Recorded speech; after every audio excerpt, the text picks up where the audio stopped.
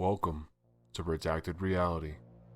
If the allure of the shadowy, cryptic, and mystical tales captivate you, then please subscribe and hang around.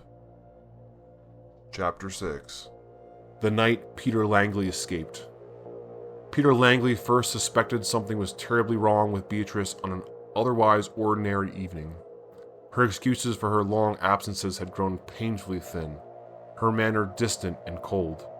The woman he had once shared laughter and dreams with now felt like a stranger inhabiting his home. What gnawed at him the most was the way her gaze seemed to pierce straight through him, as if she were assessing something unseen behind him. He resolved to find out the truth, no matter how painful or strange it might be. That night, Peter pretended to retire early, giving her the perfect opportunity to slip into her cloak and steal away into the night. He followed her, careful to stay far enough back to avoid detection. Her path wound through the sleeping town and into the woods that curved around Judge Whitaker's property. By the time she disappeared into the dense trees, Peter's skin prickled with unease. He hesitated, second-guessing his decision. But the need to know overpowered his fear. He pressed on, following the faint glow of torches burning between the trees like ghostly lights. When he reached a clearing, the scene before him was otherworldly. A circle of women in dark clothes chanted low and rhythmic, their voices blending into one eerie melody.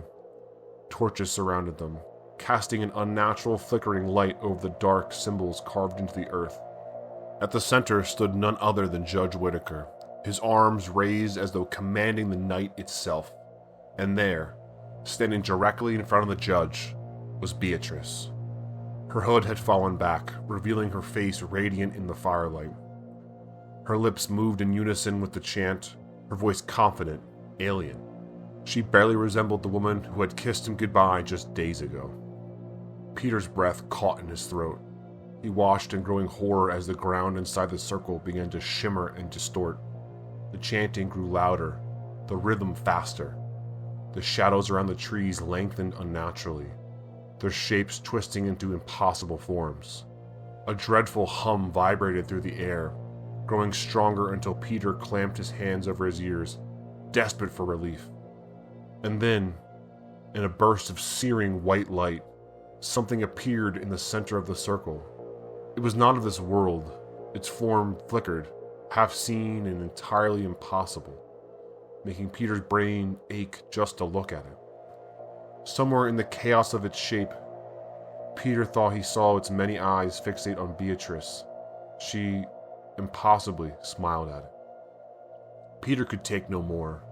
He gasped audibly, the sound like a thunderclap in the deadly quiet that followed the summoning. Beatrice froze mid-chant, her head snapping towards the shadows where he crouched. Their eyes met, and for one fleeting moment, Peter thought he saw a trace of the woman he loved beneath her icy exterior. Her lips parted slightly, as if she might call out. But then Judge Whitaker turned to her, his face grave. She gave a sharp, nearly imperceptible nod and returned to the ritual. Peter didn't wait to see what that nod meant. He turned and ran. He tore through the trees, dragging branches that whipped at him like grasping hands. Shadows moved just at the edges of his vision, too fast to catch but close enough to send a cold sweat down his spine. The woods seemed alive with whispers, a dissonant chorus that hissed his name. But he didn't stop running, not even as his lungs screamed in protest and his legs felt ready to give out. He didn't stop until he saw the lights of the town glinting through the trees ahead. When he stumbled into Harold Greaves's blacksmith shop, the burly man looked up from his forge in surprise. Peter collapsed onto a bench, gasping, soaked with sweat, and trembling like a man who had seen death itself. After a long moment, Peter managed to speak, halting and fragmented. He told Harold what he had seen that night, about the judge, about the summoning, about Beatrice's terrifying role in it all. Harold, a quiet and practical man, said nothing at first, but his weathered face tightened as Peter explained. Before leaving, Peter handed Harold a leather-bound notebook filled with scrawled accounts and strange symbols. "Keep this," Peter whispered, his voice hoarse. "If something happens to me, people need to know." Harold promised to hold on to it, though his hands trembled slightly as he took the journal. Peter left the shop that night determined to confront Beatrice, but the moment he stepped foot into their home, it was clear she knew. She greeted him in the parlor, smiling as if though nothing extraordinary had happened. She offered him a glass of brandy, her tone light and sweet, as if they were merely coasting through the quiet evening, but her eyes betrayed her. They glittered cold and calculating, the mask of a predator waiting for the perfect moment to strike. Peter spent the next few days frantic, unsure if Beatrice would act against him or if she even could. He tried to keep up appearances, to eat and speak and move about town as if though life were normal. But every shadow loomed too long.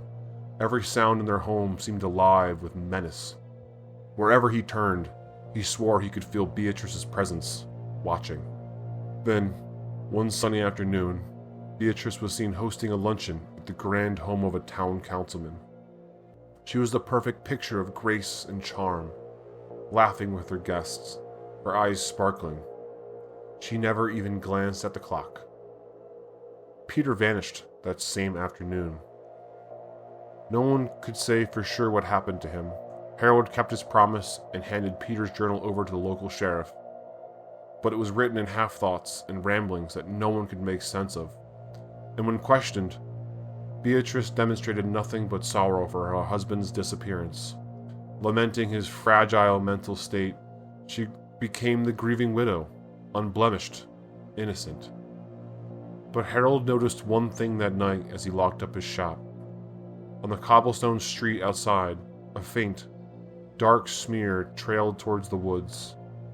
A whisper of movement stirred the tree line, and though he could see nothing, he swore the air carried the faint echo of Peter's voice, too distorted to understand. And from that day on, Harold never walked near the woods again.